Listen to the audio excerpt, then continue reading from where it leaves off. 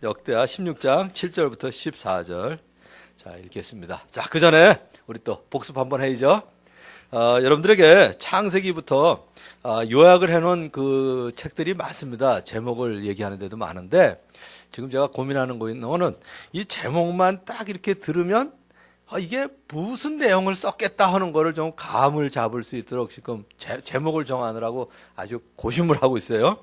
이제 창세기부터 이제 쭉 한번 할게요. 창세기 1장부터 창조, 타락, 홍수, 바벨탑, 아브라함, 이삭, 야곱, 요셉이죠. 창세기만 복잡해요. 자, 이제 출애굽부터는 전부 세 단어로 해드렸죠. 출애굽기는 출애굽, 율법, 성막. 레위기는 5절기만 기억하시도록 했어요. 유월절, 오순절, 초막절. 이 내용은 이제 성자 하나님, 성령 하나님, 성부 하나님 기억하도록 다 이제 설명을 했기 때문에 오늘은 주제만 그냥 하도록 하겠습니다. 민수기는 옛세대, 방황세대, 새세대. 신명기는 과거, 현재, 미래에 신실하신 하나님에 대한 연설 3편이죠. 모세의 연설. 그 다음 여호수아서는 정복함, 그 다음에 차지함, 그 다음에 분배함. 여러분 이제 여호수아서가 돼요. 사사기는 쉽죠? 또. 그래서 13번 아무튼 이스라엘 민족이 하나님을 반역한 거. 또는 세 번역에는 다시 이 단어로 나옵니다. 그 다음에 룻기는 우리의 기업을 물으실 예수님에게 3가지 자격이 있다는 걸 얘기해 드렸죠. 첫째, 친족. 두 번째, 능력. 세 번째, 자원하는 마음. 자원함. 뭐 외우고 계신 분이 많네요. 자, 그 다음에 이제 사무엘상으로 가면 3명만 기억하자고 그랬죠. 사무엘, 사울, 다윗. 사무엘하, 유감스럽게도 11장에서 우리아 안에 밧세바를 범합니다. 그래서 성공, 범죄, 고통. 이게 이제 사무엘하예요. 자, 열왕기 상하는 같이 외우자고 그랬죠. 한꺼번에 한 권으로. 그래서 통일왕국, 분열왕국, 멸망. 통일, 분열, 멸망. 그럼 이제 대강 이게 잡히시죠. 자, 역대기하고 열왕기가 아주 비슷한데, 열왕기는 모든 왕이라는 뜻이니까 솔로몬 이후에 두 나라로 나뉘었을 때 남쪽 유다 왕국의 20명의 왕하고 북쪽 19명의 왕들의 얘기가 다 실려 있어요. 그런데 이따가 이제 설교 때 말씀드리겠지만 사실 하나님의 역사는 어디에 집중되어 있다? 유다와 예루살렘입니다. 그래서 역대기 상하는 유다와 예루살렘 얘기만 나와요. 왜? 거기에 하나님의 임재를 상징하는 성전이 있기 때문에. 그래서 역대기 상하는 이렇게 외우시면 돼요. 다윗은 전심으로 섬겼어요. 솔로몬은 반심으로 섬겼어요. 나머지 왕들은 무심했어요. 그래서 전심, 반심, 무심. 그렇게 외우시면 돼요. 그러면 이제 대강 감이 잡히시죠? 자, 그거를 염두에 두시고 역대하 16장 7절부터 14절을 한 구절씩 저와 여러분이 교대로 읽겠습니다. 그 무렵 하나니 선견자가 유다의 아사 왕에게 와서 말하였다. 임금님께서 시리아 왕을 의지하시고 주 임금님의 하나님을 의지하지 않으셨으므로 이제 시리아 왕의 군대는 임금님의 손에서 벗어나 버렸습니다. 에디오피아 군과 리비아 군이 강한 군대가 아니었습니까? 병거도 군마도 헤아릴 수 없이 많지 않았습니까? 그러나 임금님께서 주님을 의지하시니까 주님께서 그들을 임금님의 손에 붙이지 않으셨습니까? 주님께서는 그 눈으로 온 땅을 두루 살피셔서 전심전력으로 주님께 매달리는 이들을 힘있게 해주십니다. 이번 일에 임금님께서는 어리석게 행동하셨습니다. 이제부터 임금님께서는 전쟁에 휘말리실 것입니다. 아사는 선견자의 이 말에 화를 참을 수가 없어서 그를 감옥에 가두어 버렸다. 그만큼 화가 치밀어 올랐던 것이다. 그때 아사는 백성들 가운데서도 얼마를 학대하였다. 아사의 행적은 처음부터 끝까지 유다와 이스라엘 열왕기에 기록되어 있다. 아사가 왕이 된 지 39년이 되던 해 발에 병이 나서 위독하게 되었다. 그렇게 아플 때에도 그는 주님을 찾지 아니하고 의사들을 찾았다. 아사가 죽어서 그의 조상과 함께 잠드니 그가 왕이 된 지 41년이 되던 해였다. 사람들은 그를 다윗성에 장사하였다. 그 무덤은 아사가 미리 파둔 곳이다. 사람들은 향 제조법대로 만든 온갖 향을 가득 쌓은 침상에 그를 눕혀서 장사하고 그의 죽음을 애도하려고 큰 불을 밝혔다. 아멘. 누차 얘기하지만 하나님께서는 분명한 목적을 가지고 사람을 만드셨습니다. 그러나 인간의 죄로 말미암아 그 목적이 깨졌죠. 그 목적이 무엇이었을까? 그 목적을 다시 이루시기 위해서 이 땅에 예수님을 보내주셨기 때문에 예수님이 오신 목적이 바로 하나님께서 인간을 만드신 목적하고 똑같습니다.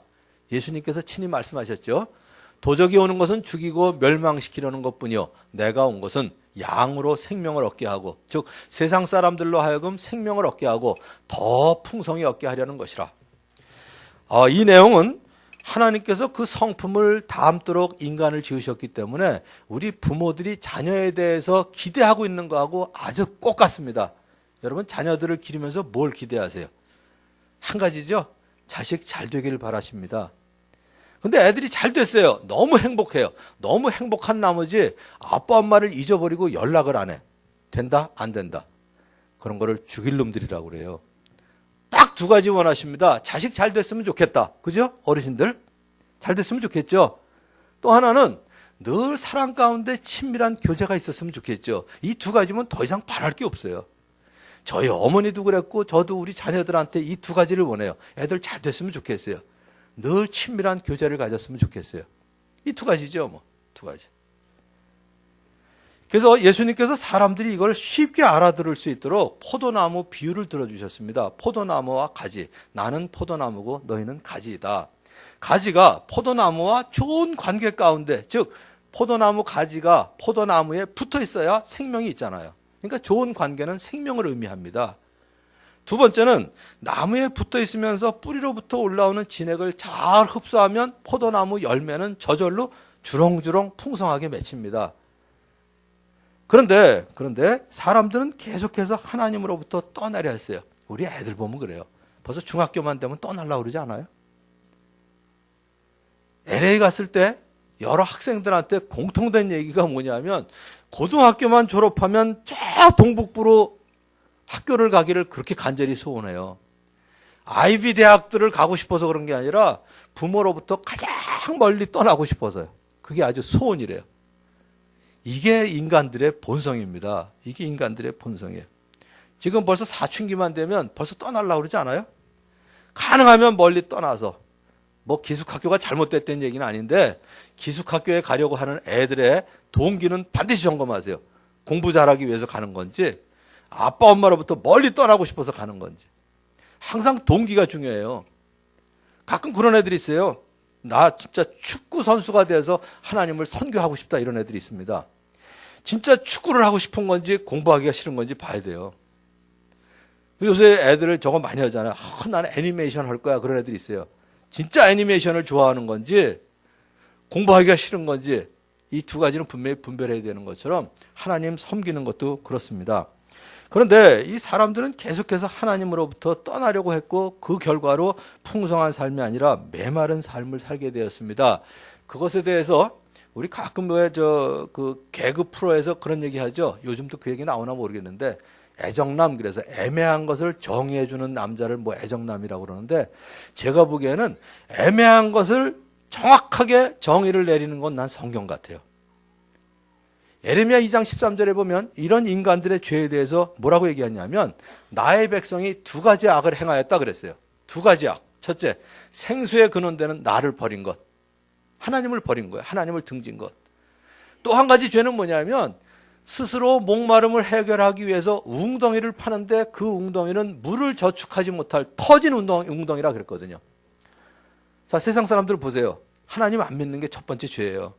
창조주 대신 하나님을 거부하는 것. 두 번째는 뭐예요? 스스로 웅덩이를 파잖아요. 무슨 웅덩이? 자기 문제를 해결하기 위해서 돈을 법니다.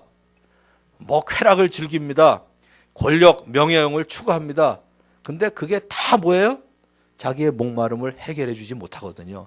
그러니까 스스로 문제를 해결하려고 하는 것, 그게 이제 죄다 이거죠. 생수의 근원 대신 하나님을 버린 것. 두 번째는 그 문제를 스스로 해결하려고 웅덩이를 스스로 파서 물을 저축하려고 하는데 그 웅덩이에 물이 고이질 않는 거예요. 그래서 하나님께서 한 민족을 선택하셔서 사람들에게 은혜를 베풀기를 원하셨습니다. 그런데 하나님의 백성조차도 같은 죄를 반복해서 지은 거예요. 그래서 하나님은 끊임없이 말씀하십니다. 오늘 역대하 16장을 읽었는데 7장 14절에 보면 내 이름으로 일컫는 나의 백성이 스스로 겸손해져서 기도하며 나를 찾고 악한 길에서 떠나면 내가 하늘에서 듣고 그 죄를 용서하여 주며 그 땅을 다시 번영시켜 주겠다. 지난주 한 주 동안 그런 생각을 했어요.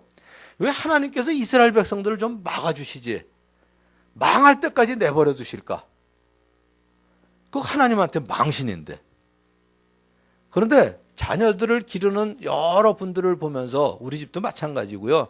이걸 깨닫게 된 게 뭐냐면 죄를 지을 것 같아서 중간에 막으면 뭐라 그래요? 애들이 엄마 아빠는 괜히 난리라고. 내가 뭐 맨날 죄 짓는 사람인 줄 알아? 가만 놔두라고 그래요. 그래서 막으면 죄는 안 져요. 근데 그 마음속에 무슨 생각이 드냐? 엄마 아빠는 괜히 야단이야. 이 마음으로 가득 차요. 그러니까 애들의 마음을 얻을 수가 없습니다. 그래서 저는 교회에서도 그렇고 옛날에 회사를 운영할 때도 그랬고요. 삐뚤어 나가는 사람들은 가끔 내버려 둘 때가 있었어요. 막으면 막는데 사람을 못 얻더라고요. 그래서 그럼 네 마음대로 해봐라. 나중에 일 다 저지른 다음에 다 저지르면 나도 손해고요. 나도 망신이에요. 근데 그 사람은 제가 얻겠더라고요. 그래서 내버려 둘 때가 있어요. 하나님, 뭐 저는 전지전능하지 않지만 전지하시고 전능하신 하나님께서 인간들을 내버려 두시는 이유가 그거 같아요. 다 하나님께서 막아주시면 다 저잘나서 그런 줄 알거든요. 그러니까 내버려 두시는 거예요. 그러면 사실은 하나님 망신이에요. 하나님이 이끌어내신 그 출애굽, 애굽에서 이끌어내신 인간들을 이꼴을 당하려고 여기서 이제 멸망시키려고 끌어내셨어요. 그리고 비아냥거리는 거 성경에도 나오는 얘기거든요. 근데 그럼에도 불구하고 그냥 내버려 두세요. 그걸 다 아시면서 그러나 언제든지 겸손해져서 기도하여 하나님을 찾고 악한 길에서 떠나면 하나님은 하늘에서 그 소리를 듣고 그 땅을 고치고 용서하고 그 땅을 번영시켜 줄 준비는 늘 하고 계시는 거예요. 이 자식 기르면서 보니까 그렇더라고요. 저지를 게 뻔한데 어떤 때 내버려 둬요. 저지르면 어떻게 해결할까 고민하는 게 이게 부모의 마음 아니에요? 그러니까 하나님의 마음을 조금 알겠더라고요. 그래서 하나님의 약속은 유다와 예루살렘 중심으로 이루어지는데 이 역대기가 유다와 예루살렘 중심으로 이야기가 전개가 됩니다. 하나님의 임재를 상징하는 성전이 유다 왕국 안에 있는 예루살렘에 있기 때문에 그렇습니다. 그래서 열왕기는 왕국이 분열된 이후에 이스라엘과 유다의 역사를 기록하고 있지만 역대기는 분열 이후에 유다의 역사만을 기록하고 있습니다. 역대기는 아담의 이야기부터 시작해서 예루살렘 멸망까지 다윗 왕국의 주요 사건들을 기록하고 있습니다. 지난주에 이런 생각을 해봤어요. 여러분들 그 친구들 중에 아니면 친척들 중에 가끔 실수는 하지만 그래도 아유 걔는 믿을만해 이런 사람이 있죠. 근데 무지하게 잘해요. 근데 그 사람은 아무리 잘해도 불안한 사람 있지 않아요? 쟤는 저러긴 한데 언제 터질지 몰라서 불안한 사람이 있어요. 하는 짓은 다 하는데 반마음으로 하는 사람이 있어요. 전심으로 하는데 가끔 실수하는 사람이 있어요. 어떤 사람이 좋으세요? 저는 가끔 실수해도 전심으로 해주는 사람이 좋더라고요. 그런데 오늘 역대기에 나오는 왕들이 그렇더라고요. 다윗은 전심으로 하나님을 섬겼던 사람이에요. 다윗이 전심으로 하나님을 섬겼다 그러면 갑자기 여러분들 생각나시는 거 있죠? 다윗도 죄 많이 졌는데? 그런데 한번 보세요. 하나님의 백성에 대한 이야기를 기록하려면 아담으로부터 거슬러 올라갑니다. 아담까지. 아담, 아브라함, 그 다음에 이삭, 야곱, 그 다음에 유다, 다윗, 솔로몬, 그리고 이제 왕들 얘기죠. 그런데 다윗이 이스라엘과 유다의 왕이 되어서 통일 왕국을 이뤘습니다. 하나님을 사모하는 다윗 왕을 보면 얼마나 하나님을 사모하는지 언약궤를 다윗성으로 모시고 올 때 너무 좋아서 춤을 췄어요. 그때는 이제 통치마를 입었기 때문에 속이 들여다 보일 정도로. 그래서 미갈이라는 아내가 창밖으로 내다보다가 업신여길 정도로 다윗 왕이 춤을 췄습니다. 채통을 지키라고. 이 대목을 볼 때마다 우리 청년들 생각이 나요. 가끔 제가 산부 예배를 마치고 겨울에는 안 그러는데 여름에 얼른 집에 가서 제가 짧은 바지를 입고 올 때가 있어요. 우리 청년들하고 좀 친하게 지내려고 나이로 안 되니까 짧은 바지로 접근하려고요. 그랬더니 한 번은 우리 청년이 그러더라고요. 목사님 채통을 지키세요 그러더라고요. 그래서 제가 그랬어요. 야, 채통이 긴 바지에서 나오냐? 제가 그랬거든요. 이 미갈이 그런 거예요. 너무 좋아서 춤을 추니까 다윗이 하나님을 좋아하고 언약궤를 좋아하는 마음은 보지 못하고 채통 지키지 못한 것만 보인 거예요. 이 다윗은 자기 왕궁에 살 때 마음에 걸리는 일이 있었습니다. 나는 백향목 궁에 거하는데 하나님의 언약궤는 그냥 텐트 속에 있는 거예요. 텐트 속에.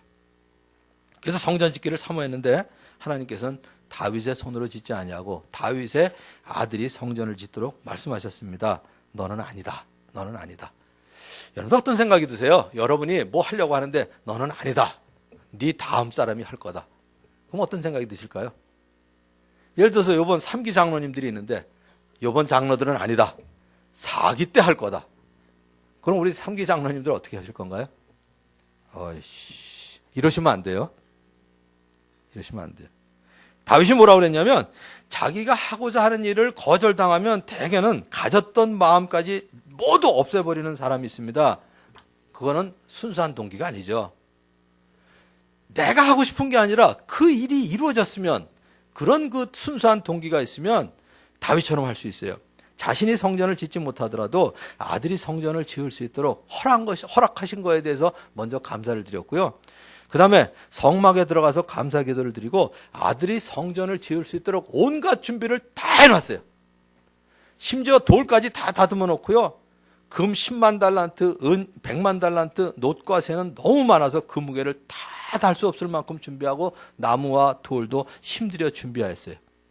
저는 이런 생각이 들더라고요. 금 10만 달란트가 이게 얼마큼인지 100만 달란트가 얼마쯤인지 감이 안 잡히더라고요. 그래서 이렇게 생각했어요. 애들한테 우리 물어보지 않아요? 아빠 엄마 사랑해? 그러면 사랑해. 그럼 얼마큼 그럼 이만큼 그러면 기분 좋지 않아요? 그 다윗이 얼마큼 준비했을까? 이러니까 간단하다. 이만큼 준비. 너무 짓고 싶은데 자기는 못하고 아들이 지을 걸 생각하면서 너무 좋은 거예요. 그러니까 자기가 있는 힘껏 제가 생각하기엔 솔로몬이 성전 다 짓고 나서도 자재가 남았을 것 같아요. 얼마나 많이 준비했는지. 다윗도 연약한 인간이라 죄를 범한 적이 있습니다. 그런데 마음속 깊이 이 일을 뉘우치면서 회개했습니다. 이렇게 얘기했어요. 고백을. 나의 반역을 내가 잘 알고 있으며 내가 지은 죄가 언제나 나를 고발합니다. 그러나 거기서 끝나질 않았어요. 다윗은 이걸 알았어요. 하나님께서 원하시는 제사는 상한 심령입니다. 제 찢어진 가슴을 주님께서 받아주시고 용서해 주실 줄을 믿습니다. 그리고 그의 마음은 하나님을 사모하고 전심으로 주님의 계명과 법도와 윤리를 지키려고 했습니다. 다윗이 사모했던 세 가지 시편을 보면서 너무 좋아서 제가 세 개를 외웠거든요. 세 가지 내용을. 첫 번째가 뭐냐면 하나님을 얼마나 사모하는지 사슴이 시냇물을 찾음같이. 그런데 새 번역에 보면 아주 정확하게 번역을 하는데 이렇게 했어요. 하나님, 사슴이 시냇물 바닥에서 물을 찾아 헐떡이듯이 내 영혼을 주님을 찾기에 갈급합니다. 이랬거든요. 또 주님의 말씀을 그렇게 사모했어요. 금보다 순금보다 더 탐스럽고 꿀보다 송이꿀보다 더 달콤하게 여겨서 주님의 계명을 너무 사모해서 입을 벌리고 헐떡였다고 그랬어요. 또 뜬 눈으로 지새웠다고 그랬습니다. 여러분 하나님 말씀 읽다가 헐떡이신 적 있어요? 제 기도 제목 중에 하나예요. 저 하나님 말씀 읽다가 좀 헐떡여 봤으면 좋겠어요. 제가 헐떡인 적이 있거든요. 초등학교 때 라이파이라는 만화책 보다가 헐떡였어요. 우리 때 여기 연세드신 분은 우리 형님들은 라이파이 아시죠? 20몇 권까지 연재된 거. 그래갖고 그냥 학교 갔다 오면 25권 나왔어요. 아줌마 그 만화가게에서 물어보던 그 주인공. 이게 어떻게 될지 궁금해가지고 그냥 팍 넘기는 거야. 근데 숨 쉬는 걸 잊어버린 거예요. 그냥 막 보다. 나 성경보다 좀 이랬으면 좋겠어요. 지금 소원 중에 하나예요. 말씀보다 좀 헐떡였으면 좋겠다. 또 하나는 말씀 보다가 너무 좋아가지고 필사하다가 너무 좋아가지고 밤 좀 지새워 봤으면 좋겠어요. 설교 준비하다가 밤 지새운 적은 있어요. 제가 성경보다 지새운 적은 없어요. 아직은. 좀 그래봤으면 좋겠어요. 가끔 그러시죠? 잠이 안 오면 성경 좀 보다 졸리면 작게. 전에는 그랬어요. 뭐 성경이 수면제냐 그랬는데 제가 생각 바꿨어요. 할머니, 할아버지 무릎을 베고 누워있던 애가, 동화를 듣던 애가 잠들면 어떻게, 얄미운, 한 대 그냥 줘받고 싶으세요? 이쁘세요? 이쁘죠? 할머니가 읽어주는 동화책을 이렇게 듣다가요, 잠이 들면 너무 이뻐요. 생각 바꾸니까 간단하더라고요. 잠들기 직전까지 하나님의 말씀을 읽는 걸 하나님이 기뻐하실 것 같아요. 잠 안 오면 성경 보세요. 성경이 수면제가 아니라 바꾸세요, 생각을. 나는 자기 직전까지 성경보다 잔다고. 그럼 하나님이 이쁘게 보실 것 같아요. 또 한 가지 사모한 게 있어요. 첫째는 하나님이 사모했고요. 두 번째 하나님 말씀 사모했고, 세 번째는 성도들을 사모했더라고요. 구약에서 성도라는 말이 있을까요? 있어요. 시편 16편을 보면 땅에 있는 성도는 존귀한 자니 나의 모든 즐거움이 저에게 있도다 그랬고, 성도의 죽는 것을 하나님께서 귀하게 보신다는 걸 알았거든요. 그러니까 세 가지가 누구냐면 하나님, 하나님의 말씀, 성도들인데, 세 가지가 뭐냐면 영원한 거더라고요. 영원한 세 가지. 그러니까 다윗은 정말 지혜로운 사람이에요. 이 영원한 세 가지를 위해서 영원히 간직할 수 없는 인생을 투자했던 다윗, 진짜 멋있는 사람이에요. 선교사들이 그런 얘기 하죠. 영원히 끝까지 간직하지 못할 것을 가지고 영원히 잃어버려서는 안 될 것에 투자하는 사람이야말로 진짜 지혜로운 사람이라고요. 우리 인생 계속 간직할 수 없는 건데, 우리의 인생을 들여서 절대로 잃어버려서는 안 될 하나님, 하나님의 말씀, 그리고 성도들을 사모하는 여러분들이 되셔서 다윗처럼 그는 내 마음에 드는 사람이다, 그가 내 뜻을 다 행할 것이다, 칭찬을 받는 우리 성도들이 되시기를 주님의 이름으로 축원합니다. 이제 두 번째는요, 반심으로 따랐던 솔로몬입니다. 솔로몬이 왕이 된 다음에, 이건 지난주에 다 설명드린 건데, 언약궤를 모신 장막에서 번제를 드렸습니다. 그날 하나님께서 나타나셔서 내가 너에게 무엇을 해주기를 원하느냐? 여러분 꼭 이 질문에 대답하시라고 그랬어요. 만일에 주님이 밤에 나타나셔가지고 내가 너에게 무엇을 해주기를 바라냐 그러는데, 잠 좀 실컷 자게 해주세요. 그럼 진짜 실컷 자게 해주세요. 영원히 자면 큰일 나요, 그거.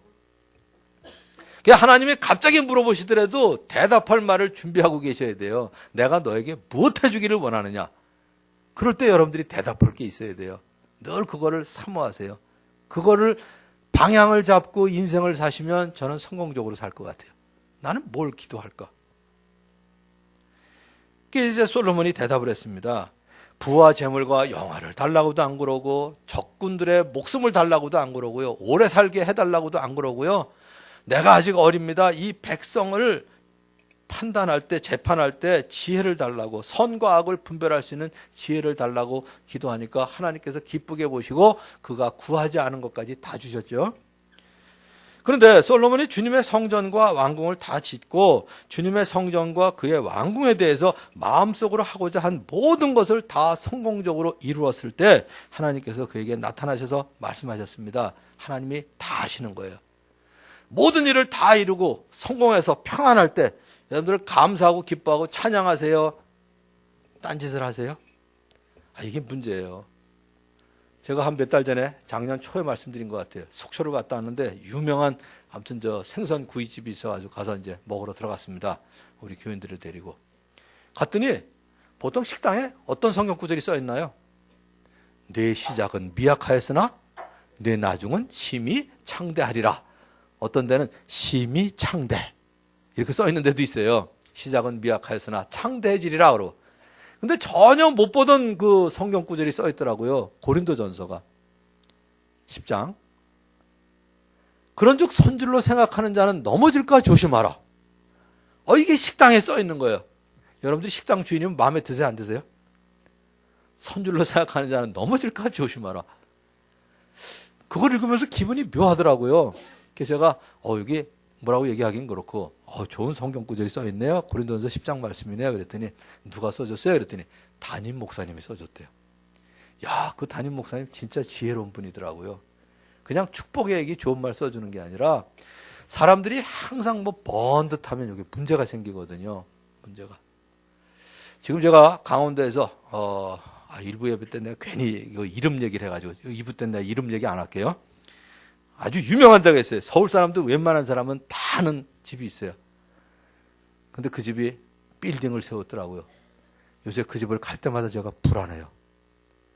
항상 잘 돼가지고 빌딩을 지금 상황보다 더 좋게 뻗듯하게 세우고 나면 늘 문제가 생기거든요. 그걸 어디서 알았냐면 징기스칸 그 기록에 의하면 징기스칸이 유목민족이라 말 타는 거는 그 민족을 따라갈 사람이 없습니다. 그래서 세계를 제패했잖아요. 세계를 제패하고 난 다음에 집을 짓기 시작했습니다. 그때 징기스칸이 한 얘기가 있어요.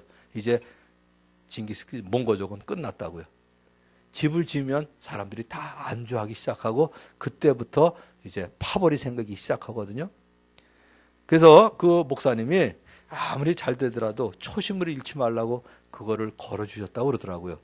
그분이 그래요. 목사님 말씀처럼 늘 초심을 잃지 않으려고 노력한다고. 제가 보기에 그 집은 오래 갈 것 같아요. 오래 갈 것 같아요. 그런데 하나님께서 그걸 다 아시고 솔로몬과 백성들이 어떤 죄를 지을 것인지를 아셨습니다. 그런데 사람들은 좋은 말로 해서 들어요, 안 들어요? 여러분들의 자녀들 좋은 말로 해서 안 들어요. 그래서 법보다 주먹이 가깝다고 그러잖아요. 그래서 하나님께서 그럴 때마다 징조를 보여주셨습니다. 사인을 보여주셨어요. 하늘을 닫고 비를 내리지 아니하거나 메뚜기를 시켜 땅을 황폐하거나 나의 백성 가운데 연병이 들 때가 있다. 그거는 자연재해가 아니라 내가 사인으로 보여주는 거다. 그때 너희들이 겸비하여 기도하여 나를 찾고 악한 길에서 떠나면 내가 하늘에서 듣고 너희 죄를 사하고 그 땅을 번영하게 해주겠다. 약속을 해주셨습니다. 그런데 솔로몬이 성전을 건축하여 봉헌하였고 하나님께서 그에게 많은 복을 주셔서 많은 업적을 남기게 하셨습니다. 그러나 그는 하나님께서 금하신 일들을 범했어요. 세 가지를 금했는데 첫째, 많은 외국 여자들을 불러다가 후궁으로 삼았어요. 700명을, 첩이 300명을. 두 번째, 은금을 엄청 많이 갖다 쌓았습니다. 자기 것으로. 세 번째는 애굽에서 병기를 사오고요. 병거들, 말을 사와서 사들였습니다. 전심으로 하나님을 경외하지 못하고 바알 마음으로 섬기기 시작했어요. 아내들이 섬기던 이방신들을 섬기기 시작했고요. 은금을 쌓으면서 은금을 의지하기 시작했고 병거를 사오면서 말과 병거를 사오면서 그것들을 의지하기 시작했습니다. 이 세상과 친구가 되려고 하는 사람들에게 늘 하나님께서 주의를 주십니다. 세상과 친구가 되려고 하는 사람은 하나님의 원수가 되는 것이다. 이 말씀처럼 이 솔로몬의 마음이 하나님으로부터 떠나게 되었습니다. 아무리 믿음과 겸손한 마음으로 시작하였더라도 중간에 변질이 되면 어찌 막을 도리가 없습니다. 우리 소설책도 그러잖아요. 상권, 중권에서 아무리 승승장구했더라도 하권에서 망하면 다 끝이에요. 그래서 우리에게 수시로 말씀해 주신 주의사항이 있습니다. 여러분은 세상이나 세상에 있는 것들을 사랑하지 마십시오. 누가 세상을 사랑하면 그 사람 속에는 하늘아버지에 대한 사랑이 없습니다. 세상에 있는 모든 것, 육체의 욕망, 눈의 욕망, 소유욕이죠. 세상의 자랑거리들, 명예욕과 권력욕 이런 것들을 주의하라고 계속 말씀해 주십니다. 그런데 결국은 그러한 것들은 다 사라져버릴 것들이에요. 오직 하나님과 하나님의 말씀과 하나님의 뜻을 행하는 사람들은 영원히 남습니다. 영원한 것을 위해서 여러분들의 인생을 멋있게 투자하는 여러분이 되시기를 주님의 이름으로 축원합니다. 이제 세 번째는 무심한 왕들이에요.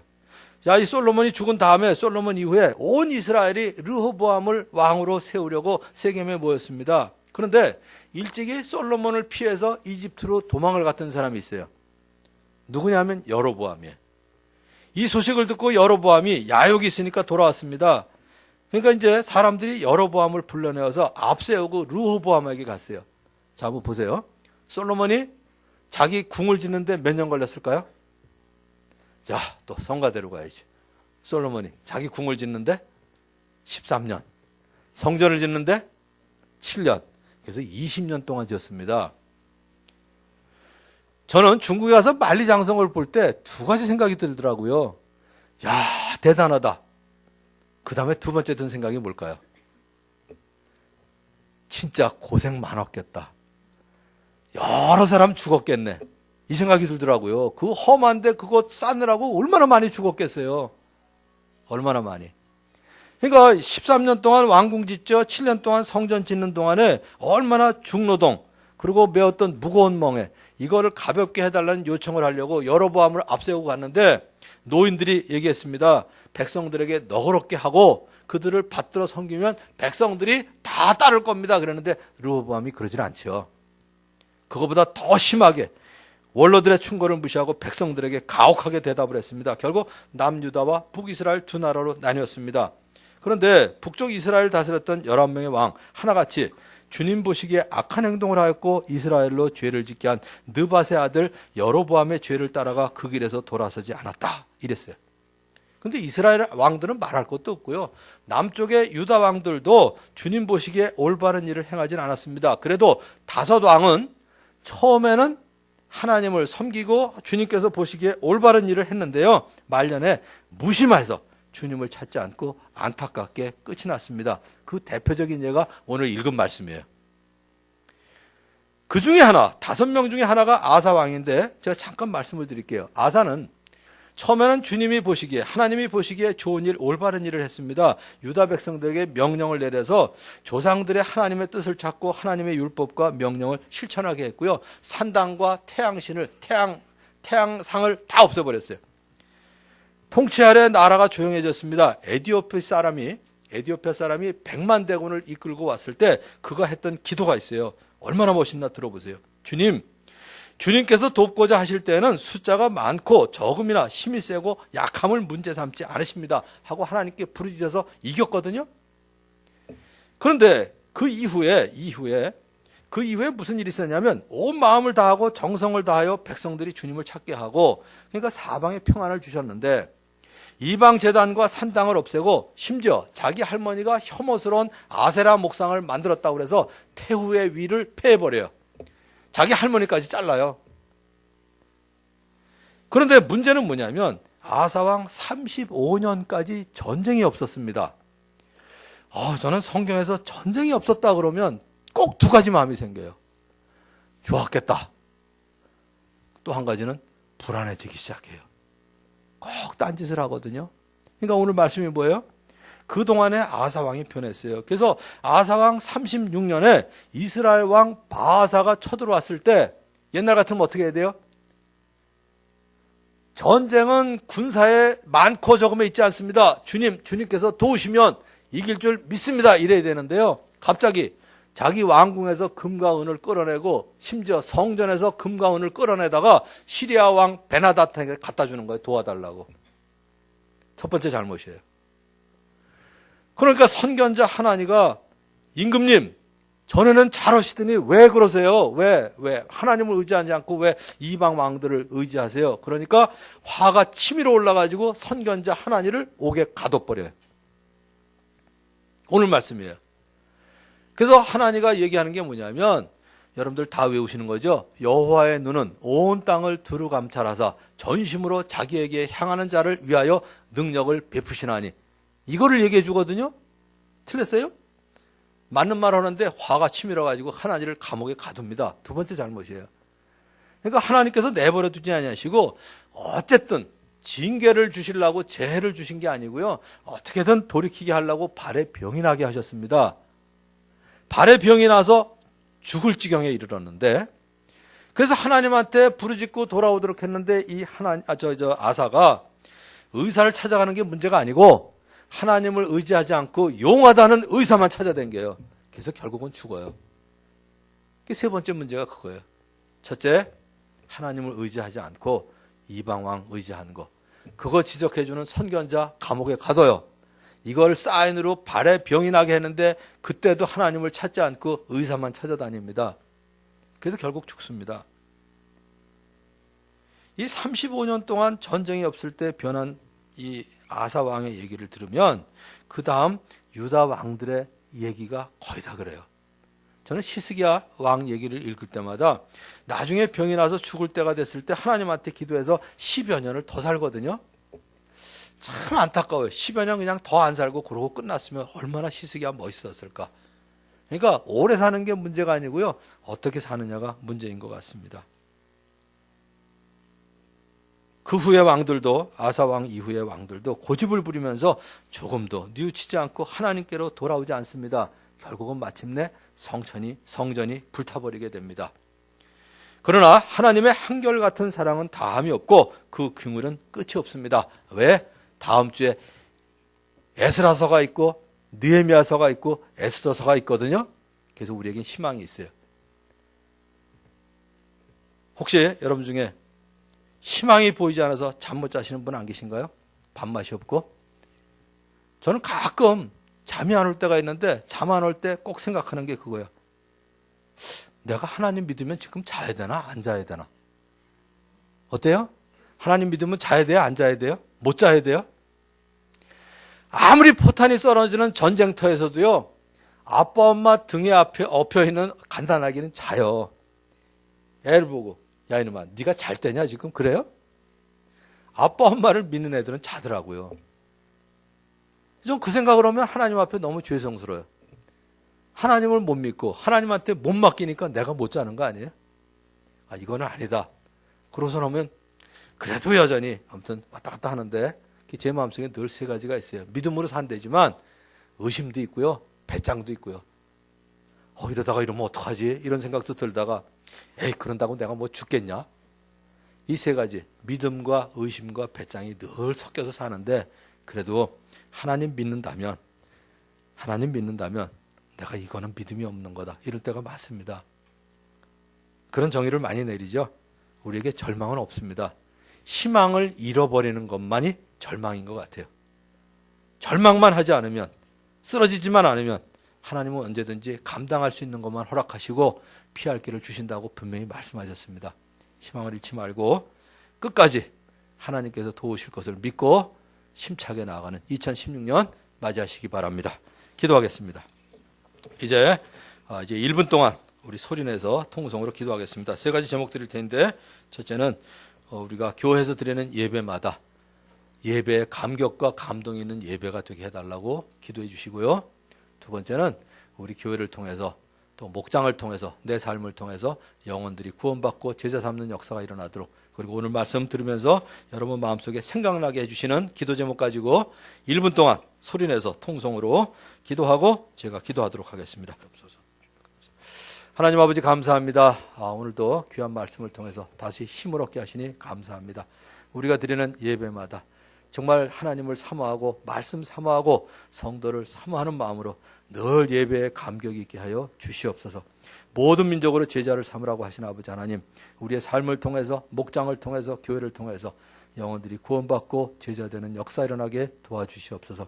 오늘 말씀을 통해서 참 위로받거나 혹은 또 권면을 들은 그런 말씀이 있다면 늘 주님 앞에 일깨어 기도하고 또 우리의 삶이 변화되는 그런 역사가 일어나도록 주께서 인도하여 주시옵소서. 예수님의 이름으로 기도하옵나이다. 아멘. 이제 말씀 기억하면서 찬양할 터인데 찬양하기 전